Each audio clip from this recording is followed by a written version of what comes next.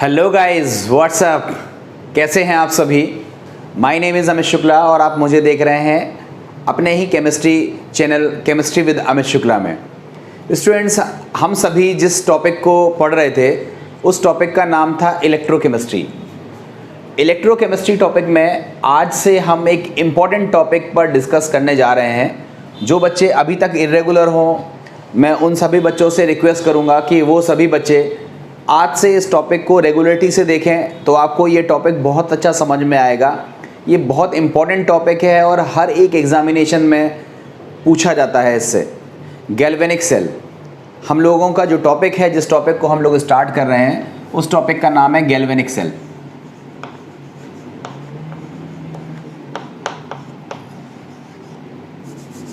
Galvanic cell देखिए, इस topic में हम लोगों को किस तरह से सीखना है, क्या चीज़ सीखनी है, उसके पहले मैंने आपको बताया था। देखो, सेल क्या होते हैं ये मैं आपको बता चुका हूँ। सेल में मैंने आपको बताया था एक ऐसी डिवाइस जो इलेक्ट्रिकल एनर्जी को केमिकल एनर्जी में कन्वर्ट कर दे या फिर केमिकल एनर्जी को इलेक्ट्रिकल एनर्जी में कन्वर्ट कर दे। उस डिवाइस को हम क्या बोलते हैं? सेल। मतलब हमने दो तरह का डिवीज़न किया। एक डिवीज़न में क्या किया था? इलेक्ट्रिकल एनर्जी कन्वर्ट हो रही है किसमें? केमिकल एनर्जी में। और दूसरी डिवाइस जिसमें केमिकल एनर्जी कन्वर्ट हो रही है इलेक्ट्रिकल एनर्जी में। इस डिवाइस को नाम हमने दिया था इलेक्ट्रोलिटिक सेल या विद्युत अपघटनी सेल। इलेक्ट्रोलिटिक सेल, जिसको हम डिटेल में पहले डिस्कस कर चुके हैं। और दूसरी डिवाइस जिसमें हम केमिकल एनर्जी को इलेक्ट्रिकल एनर्जी में कन्वर्ट कर रहे हैं, इसको कहा जाता है गैल्वेनिक सेल। गैल्वेनिक सेल, जिसको हम फिलहाल डिस्कस कर रहे हैं। देखो, अब आपसे बोर्ड लेवल पर एक क्वेश्चन यहाँ पर पूछा जाता है कि what is the difference between electrolytic cell and galvanic cell. इनके बीच में डिफरेंस क्या है? एक हमसे बोर्ड लेवल पर सबसे इंपॉर्टेंट क्वेश्चन है जो बहुत पूछा जाता है। मैं उस क्वेश्चन का आंसर भी कवर करूंगा। सबसे पहले आप यहाँ पर समझें, चूँकि हमें यहाँ पर पढ़ना क्या है? Galvanic cell. तो आपने सबसे पहले क्या सीखा कि ऐसा सेल जिसमें केमिकल एनर्जी को हम इलेक्ट्रिकल एनर्जी में कन्वर्ट करते हैं, पहला पॉइंट। एक ऐसा सेल जिसमें केमिकल रिएक्शन इलेक्ट्रिकल एनर्जी में कन्वर्ट हो रही है, तो it means chemical reactions are spontaneous reaction. इसमें जो केमिकल रिएक्शन हो रही है वो अपने आप हो रही है, तभी तो इलेक्ट्रिसिटी बन रही है। तो हम क्या लिखेंगे गैल्वेनिक सेल में? गैल्वेनिक सेल में स्पॉन्टेनियस रिएक्शन होती है। स्पॉन्टेनियस रिएक्शन होती हैं। स्पॉन्टेनियस रिएक्शन से मतलब होता है कि डेल्टा जी का वैल्यू ऋणात्मक होता है, नेगेटिव होता है। ये डेल्टा जी क्या है इसको मैं बता चुका हूं। इसको क्या बोलते हैं? Gives free energy. इसका वैल्यू क्या होता है? नेगेटिव होता है, ऋणात्मक होता है। ठीक है, इतनी चीज़ें आप लोगों को यहाँ से निकल के आ गई। इसका उल्टा होता है किसमें? इलेक्ट्रोलिटिक में। इलेक्ट्रोलिटिक में क्या होता है? इलेक्ट्रिकल एनर्जी से क्या बनती है? Chemical energy. और इलेक्ट्रोलिटिक सेल में हम क्या करते हैं? इलेक्ट्रिसिटी देते हैं, तब जाकर के केमिकल रिएक्शन होती है। मतलब केमिकल रिएक्शन अपने आप नहीं होती है। मतलब इलेक्ट्रोलिटिक सेल में क्या होती है? नॉन स्पॉन्टेनियस रिएक्शन होती है और वहाँ पर डेल्टा जी का वैल्यू क्या होता है? पॉजिटिव होता है। तो ये तो जस्ट उल्टा कर देंगे तो इलेक्ट्रोलिटिक सेल के दो पॉइंट तो हमारे बन जाएंगे। अब हम देखो गैल्वेनिक सेल को सीखना चाह रहे हैं, तो हम एक एक्सपेरिमेंट करते हैं, उसके ऑब्जर्वेशन लेते हैं और उस ऑब्जर्वेशन से क्या रिजल्ट निकलेंगे और वो रिजल्ट हमारे कितने काम के हैं, हम उन पर बात कर लेते हैं। देखो, हमने सबसे पहले क्या काम किया? एक जिंक की रॉड ली। ठीक है, हमने सबसे पहले यही काम किया कि हमने एक जिंक की रॉड ले ली। ये हमारे पास कोई जिंक की रॉड है। कहोगे सर आपने तिरछा क्यों किया? क्योंकि हम इसको काफ़ी लंबे समय तक घंटे 2 घंटे तक छोड़ करके रखेंगे तो इसको हम ऐसे पकड़ के तो रख नहीं सकते खड़ा, इसलिए हमने इसको लेटा दिया। हमने ये जो रॉड ली है ये किस की बनी हुई है? जिंक की, जिंक मेटल की हमने रॉड ली है और इसको हमने कॉपर सल्फेट के जलीय विलयन में डुबो कर रख दिया थोड़े समय के लिए। कॉपर सल्फेट का जो जलीय विलयन होता है उसमें 2 आयन रहते हैं, Cu2+ आयन रहता है और सल्फेट आयन रहता है, SO4 2- आयन रहता है। इसको क्या पढ़ते हैं? Cupric ion. क्या पढ़ते हैं? Cupric ion. और इन्हीं क्यूप्रिक आयनों की वजह से इसका जो रंग होता है वह कैसा होता है? नीला होता है। मतलब कहने का ये हुआ कि कॉपर सल्फेट का जो जलीय विलयन है वो किस रंग का होता है?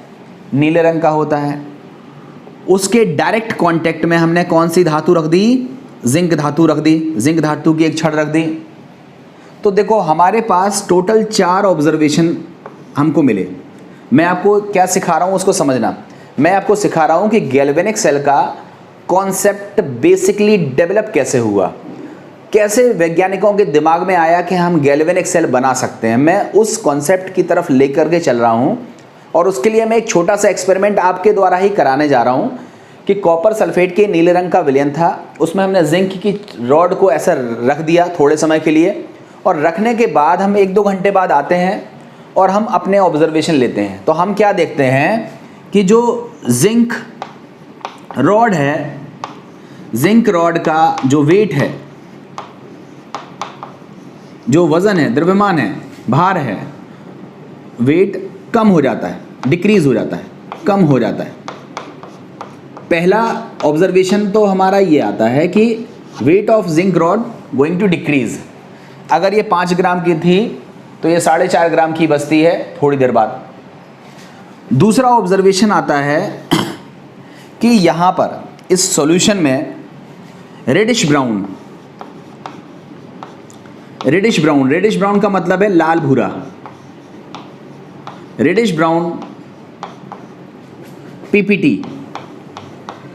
पीपीटी कह सकते हैं या फिर पीपीटी नहीं बोल सकते हो तो आप क्या बोल सकते हो? रेडिश ब्राउन पार्टिकल मिलते हैं। मतलब शुरुआत में कुछ नहीं था, बाद में क्या हुआ? यहाँ पर 2, 4, 10, 15, 20 क्रिस्टल कण आपको दिखाई दे रहे हैं। इन कणों का जो कलर है वो कैसा है? Reddish brown. क्यों आते हैं मैं बात करूँगा। अभी आपको ये ऑब्जर्वेशन मिल गए। द थर्ड ऑब्जर्वेशन क्या है कि इस विलयन का रंग कैसा था? नीला। ये नीला रंग गायब हो गया। तो यहाँ लिखेंगे तीसरा हमारा ऑब्जर्वेशन क्या है? विलयन का नीला रंग गायब हो जाता है, गायब हो जाता है। और द फोर्थ ऑब्जर्वेशन जो मोस्ट इंपॉर्टेंट है कि टेम्परेचर जो तापमान होता है वो क्या हो जाता है? बढ़ जाता है। ये जो विलयन है अगर इसका तापमान 25 डिग्री था तो 1 घंटे बाद अगर हम इसको नोटिस करेंगे तो इसका तापमान थोड़ा इंक्रीज़ हो जाएगा। आप 27 हो जाएगा, 28 हो जाएगा, ये बात की चीज़ है, बट इंक्रीज़ हो जाएगा, थोड़ा गर्म हो जाएगा। तो ये टेम्परेचर क्या हो जाता है? इसका इंक्रीज़ हो जाता है। तो ये हमने 4 ऑब्जर्वेशन बेसिकली देखे। अब हमारे दिमाग में ये क्वेश्चन भी आया कि भाई ऐसा हो क्यों रहा है। तो हमने तुरंत इसके पीछे कारण क्या है उसको जानने की कोशिश करी। तो देखो जो पहला है कि जिंक रॉड का वेट कम हो जा रहा है। आप इसको ऐसा समझो जैसे हमारे पास एक फिटकरी है, फिटकरी का एक टुकड़ा है, सबके घरों में मिल जाएगा। आप उसको पानी में डालो 10-15 मिनट तो ज़्यादा कह दिया मैंने, 1-2 मिनट मात्र उसको ऐसे ऐसे घोल दो और उसके बाद बाहर निकालो तो आप देखोगे अरे वो फिटकरी तो बहुत सारी उसमें घुल गई।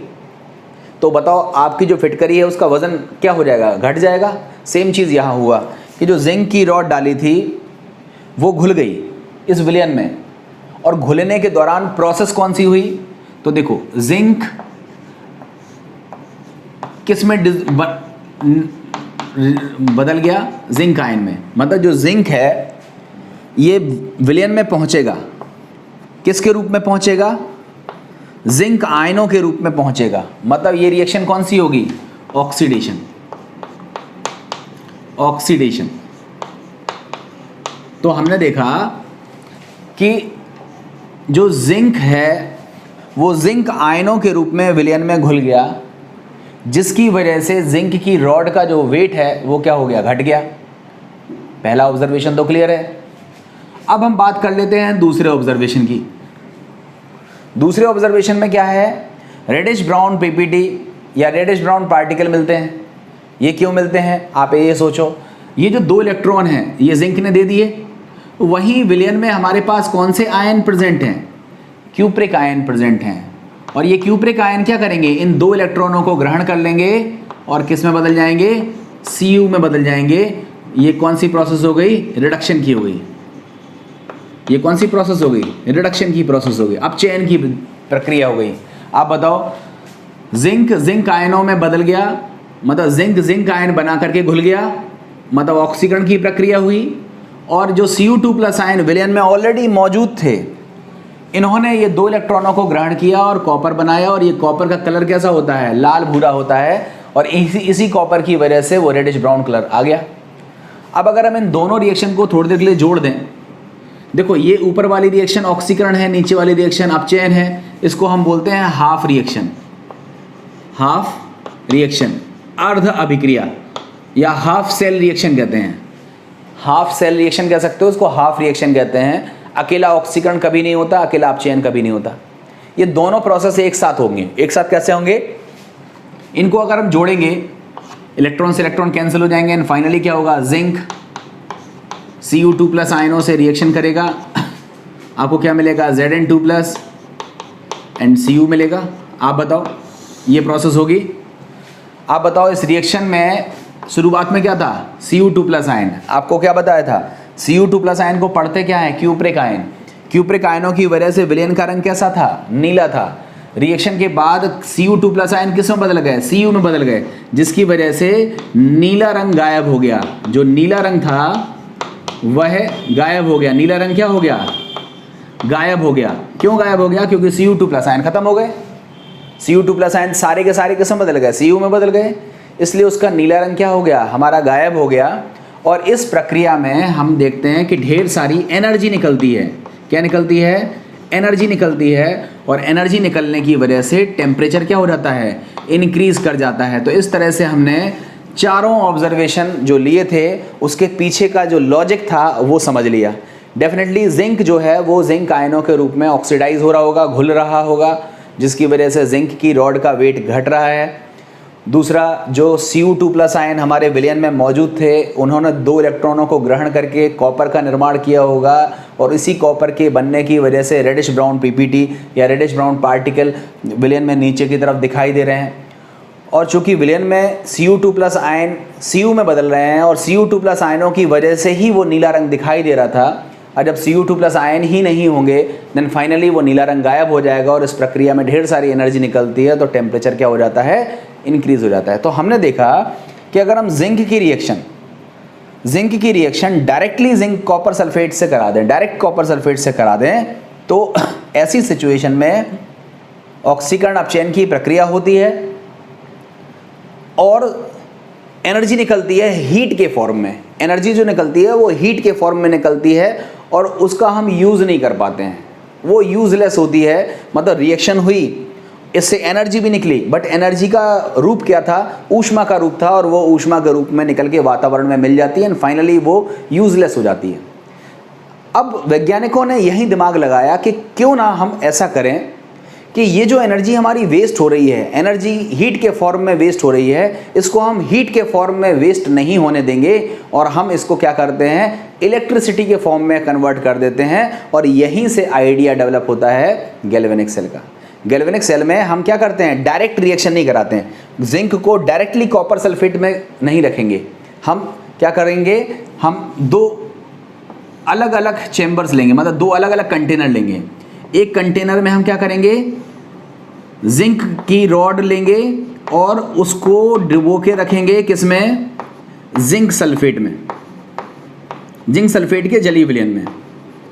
और दूसरी तरफ हम कॉपर की रॉड लेंगे और उसको डुबो कर रखेंगे कॉपर सल्फेट के जलीय विलयन में, कॉपर सल्फेट के जलीय विलयन में डुबो कर रखेंगे, और इन दोनों के बीच में एक बल्ब लगा देंगे या वोल्ट मीटर लगा देंगे, या वोल्ट मीटर नहीं लगाना तो गैल्वेनोमीटर लगा दो, या सीधा तार द्वारा इन दोनों को जोड़ दो। हम कुछ इस तरह का अरेंजमेंट करने वाले हैं, और इस तरह के अरेंजमेंट से हम देखेंगे कि इलेक्ट्रिसिटी डेवलप होती है, केमिकल रिएक्शन अब भी होती हैं और इलेक्ट्रिसिटी डेवलप होती है, और हमने देखा कि केमिकल एनर्जी को इलेक्ट्रिकल एनर्जी में ही कन्वर्ट करना हमारा टारगेट था, और ये टारगेट यहाँ पूरा होता है, और इस तरह के सेल को हम बोलते हैं गैल्वेनिक सेल। अब बात करते हैं कि इस तरह से कैसे इलेक्ट्रिसिटी डेवलप होती है, तो इसका एक फ्रेश डायग्राम मैं यहाँ पर बना करके आपको डिस्कस करता हूँ। मुझे लगता है कि आपको इतनी चीज़ें समझ में आ गई होंगी। अब मैं गैल्वेनिक सेल के डायग्राम के माध्यम से आपको इस चीज़ को समझा रहा हूँ, आप स्क्रीनशॉट ले लीजिएगा और इसको लिख लीजिएगा। देखो, अब हमने बेसिकली यहाँ पर क्या किया उसको ध्यान से समझना, बहुत ध्यान से देखेंगे हम लोग। हमने क्या किया, एक जिंक की रॉड ले करके, ये हमने जिंक की रॉड ली, और उसको, ये रॉड किसकी है, जिंक धातु की बनी हुई है, और उसको हमने डुबो दिया जिंक सल्फेट के विलयन में। ये हमारे पास विलयन है जिंक सल्फेट का जलीय विलयन। देखो, जिंक सल्फेट का जलीय विलयन एक्वस सॉल्यूशन है। तो देखो, हम क्या देखते हैं कि जिंक धातु की टेंडेंसी होती है कि वो जिंक आयनों के रूप में घुलने लगती है जब उसको उसके सॉल्यूशन में डिप करके रखा जाता है। मतलब यहाँ जो टेंडेंसी है वो क्या है, जिंक जो धातु है ये किस रूप में घुलने लगेगी, जिंक आयनों के रूप में, और इलेक्ट्रॉन वहीं प्लेट पर छूट जाएंगे, ऐसा कुछ होगा। तो आप खुद से देखो, ये जो प्लेट है इस पर कौन सा आवेश आ गया, ऋणावेश आ गया। मतलब ये जो हमारी जो प्लेट है ये कैसी हो गई, ऋणावेशित हो गई, नेगेटिवली चार्ज हो गई। इस पर कौन सा आवेश आ गया, ऋणावेश आ गया। और विलयन में कौन से आयन चले गए, Zn2+ आयन चले गए, इलेक्ट्रॉन्स यहीं पर रह गए। हमने एक दूसरा कंटेनर लिया, उस कंटेनर में हमने कॉपर धातु की एक छड़ ली और उसको डुबो कर रखा कॉपर सल्फेट के विलयन में। ये हमारे पास कॉपर धातु की छड़ है और उसको डुबो करके रखा हमने कॉपर सल्फेट के जलीय विलयन में। यहाँ क्या होता है कि जो ये Cu2+ आयन मौजूद होते हैं, देखो विलयन में Cu2+ आयन मौजूद है ना, ये Cu2+ आयन इलेक्ट्रॉन को ग्रहण करते हैं और Cu में बदल जाते हैं, ये टेंडेंसी होती है। मतलब जिंक की टेंडेंसी होती है ऑक्सीकृत होने की। ये जो रिएक्शन है ये कौन सी है, ऑक्सीडेशन। और कॉपर की टेंडेंसी क्या है, रिड्यूस होने की। कॉपर की टेंडेंसी कैसी है, अपचयित होने की। अब होगा क्या कि यदि हम इन दोनों को एक तार द्वारा जोड़ दें, तार द्वारा जोड़ दें, तो इलेक्ट्रॉन यहां से चलेंगे, इलेक्ट्रॉन लगातार यहां से यहां चलेंगे, क्योंकि यहां इलेक्ट्रॉन जुड़ रहे हैं और यहां इलेक्ट्रॉन निकल रहे हैं। तो बताओ इलेक्ट्रॉन का जो फ्लो होगा ये क्या है, फ्लो ऑफ इलेक्ट्रॉन। इलेक्ट्रॉन का फ्लो दिख रहा है आपको, इलेक्ट्रॉन का फ्लो होगा। और आपको पता है कि इलेक्ट्रॉन जब फ्लो होता है तो उसकी उल्टी दिशा में क्या होती है, करंट फ्लो होती है। तो उसको हम क्या बोलते हैं, फ्लो ऑफ करंट। इस तरह से होगा। अब आप बताओ, देखो जब हम धातु की छड़ को उसके लवण के विलयन में डुबोते हैं तो उसको हम क्या बोलते हैं, इलेक्ट्रोड। और जिस इलेक्ट्रोड पर ऑक्सीडेशन होता है उसको हम क्या बोलते हैं, एनोड। तो ये जो हमने लिखा हुआ है लेफ्ट साइड में, ध्यान से समझना, ये हमारा सेल का इधर वाला हिस्सा कहलाता है लेफ्ट साइड और इधर वाला हिस्सा कहलाता है राइट साइड। लेफ्ट साइड वाले हिस्से में हम किसको लिखते हैं, लेफ्ट साइड वाले हिस्से में हम किसको लिखते हैं, एनोड को लिखते हैं। और एनोड पर इलेक्ट्रॉन की प्रेजेंस की वजह से ये ऋणावेशित होता है। इलेक्ट्रॉन कैसा होता है, ऋणावेशित होता है। और राइट साइड में अपचयन हो रहा है इलेक्ट्रोड पर, और जिस पर अपचयन होता है उसको हम क्या बोलते हैं, कैथोड। और कैथोड पर कौन से आयन जाकर के इकट्ठे हो रहे हैं, Cu2+ आयन इकट्ठे हो रहे हैं, इसलिए ये क्या होता है, पॉजिटिवली चार्ज होता है। मतलब जो इलेक्ट्रॉन का जो फ्लो है वो एनोड से कैथोड की तरफ है, और जो इलेक्ट्रिसिटी का फ्लो है वो कैथोड से एनोड की तरफ होता है। और अगर हम बीच में बल्ब लगा दें, मान लो ये बल्ब लगा हुआ है, तो ये बल्ब जलने लगता है क्योंकि इस सर्किट में करंट फ्लो कर रही है। और हमने देखा कि ये देखो केमिकल रिएक्शन से अब हीट प्रोड्यूस नहीं हो रही है, तापमान उत्पन्न नहीं हो रहा है, बल्कि इस तरह का अरेंजमेंट कर देने से अब हम देखते हैं कि केमिकल रिएक्शन से करंट प्रोड्यूस हो रहा है, केमिकल रिएक्शन से विद्युत ऊर्जा उत्पन्न हो रही है।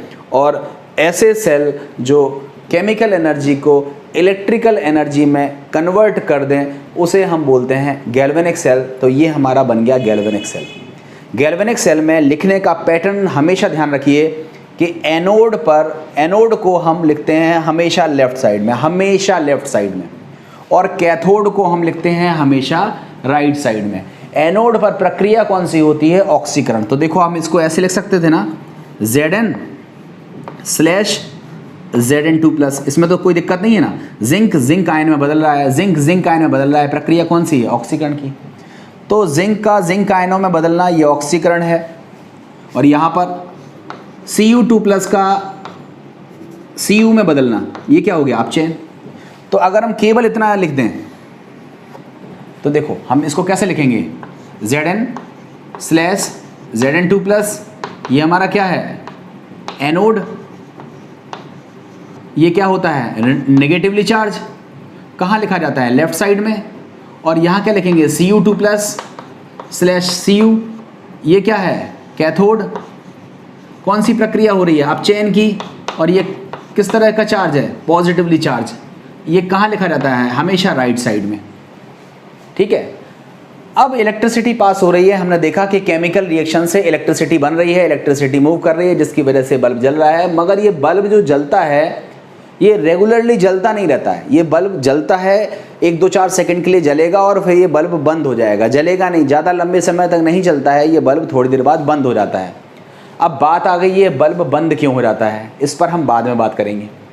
मगर बंद अगर बल्ब हो गया है तो उसके लिए हम क्या करते हैं, इन दोनों सेलों को सॉल्ट ब्रिज से जोड़ देते हैं। किससे जोड़ देते हैं, सॉल्ट ब्रिज से। सॉल्ट ब्रिज क्या होता है अभी मैं सिखा रहा हूँ।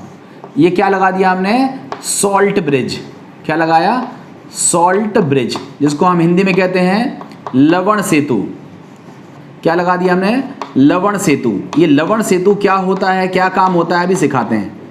लवण सेतु हमने लगा दिया तो हमने देखा कि ये विद्युत धारा अब लगातार प्रवाहित हो रही है। और लवण सेतु को हम 2 लाइनों से प्रदर्शित करते हैं, ऐसे 2 लाइनें। 2 लाइनों का मतलब क्या हुआ, लवण सेतु। तो ये जो हमारा प्रदर्शित करने का तरीका है, ये गैल्वेनिक सेल को प्रदर्शित करने का तरीका है। ध्यान रखिएगा, ये किसको हम प्रदर्शित कर रहे हैं, गैल्वेनिक सेल को। ध्यान से समझें। देखो ये जो डबल लाइंस होती हैं ये किसको बताती हैं, सॉल्ट ब्रिज को, लवण सेतु को। लवण सेतु के लेफ्ट साइड में जो कि हमारा नेगेटिव टर्मिनल होता है, ऋणात्मक भाग होता है, ऋणात्मक टर्मिनल होता है, यहाँ लिखा जाता है एनोड को। एनोड पर प्रक्रिया होती है ऑक्सीकरण, तो Zn/Zn2+। और राइट साइड में जो कि हमारा होता है पॉजिटिव टर्मिनल, यहाँ प्रक्रिया होती है अपचयन की। और यहाँ हम अपचयन वाले इलेक्ट्रोड को अपचयन के रूप में लिख के दिखाते हैं। ये हमारा है एनोड और ये हमारा है कैथोड। ठीक है। और ये हमारा प्रेजेंटेशन है किसका, गैल्वेनिक सेल का। अब गैल्वेनिक सेल में कैथोड की जगह कोई भी इलेक्ट्रोड हो सकता है, एनोड की जगह कोई भी इलेक्ट्रोड हो सकता है। कोई भी का मतलब है यहाँ हम आयरन इलेक्ट्रोड ले सकते हैं, सिल्वर इलेक्ट्रोड ले सकते हैं, कैडमियम इलेक्ट्रोड ले सकते हैं, मैग्नीशियम इलेक्ट्रोड ले सकते हैं। कोई भी इलेक्ट्रोड हम यहाँ पर आपस में बदल सकते हैं, ले सकते हैं। ठीक है। मगर यदि हम एनोड पर जिंक इलेक्ट्रोड ले लें, जिंक इलेक्ट्रोड ले लें और कैथोड पर अगर हम कॉपर इलेक्ट्रोड ले लें, कॉपर इलेक्ट्रोड ले लें, तो इस तरह से जो हमारा गैल्वेनिक सेल तैयार होगा उसको हम बोलते हैं डेनियल सेल। ध्यान से समझना, ये जो डेनियल सेल होता है ये गैल्वेनिक सेल का एक उदाहरण है। और डेनियल सेल में एनोड किसका बना होता है? जिंक का। कैथोड किसका बना होता है? कॉपर का। और इसका जो ईएमएफ होता है, ईएमएफ होता है इलेक्ट्रोमोटिव फोर्स, या जिसको हम बोलते हैं मानक सेल विभव। ठीक है, मानक सेल विभव, ये पूरा सेल है। इस सेल का जो वोल्टेज होता है, मानक वोल्टेज होता है, वो अभी फिलहाल आप याद कर लीजिए, आगे मैं इसको डेरिवेशन करके बता दूंगा। इसका वोल्टेज होता है 1.1 वोल्ट, 1.1 वोल्ट। ठीक है, ये रहता है। ये आप अभी याद कर लीजिए, मैं सिखाऊंगा इसको आगे। तो आपने देखा कि हमने किस तरह से इलेक्ट्रिकल एनर्जी को केमिकल एनर्जी में कन्वर्ट किया, और हमने किस तरह से ये गैल्वेनिक सेल डिज़ाइन किया। मुझे लगता है कि आपको ये चीज़ समझ में आ गई होगी। अब इसके बाद जो मैं अब नेक्स्ट वीडियो बनाऊंगा उसमें आपको सबसे पहले सिखाऊंगा कि गैल्वेनिक सेल और विद्युत अपघटनी सेल में अंतर क्या होते हैं, डिफरेंसेस क्या होते हैं। ठीक है, उसके बाद मैं आपको सिखाऊंगा कि लवण सेतु का काम क्या होता है, हम लवण सेतु क्यों इस्तेमाल करते हैं। तो मुझे लगता है कि ये वीडियो आपको पसंद आया होगा। लाइक कमेंट ज़रूर कीजिएगा और अपने दोस्तों को ज़्यादा से ज़्यादा शेयर कीजिएगा। उम्मीद है आप सभी को ये पसंद आया हो। Thank you very much.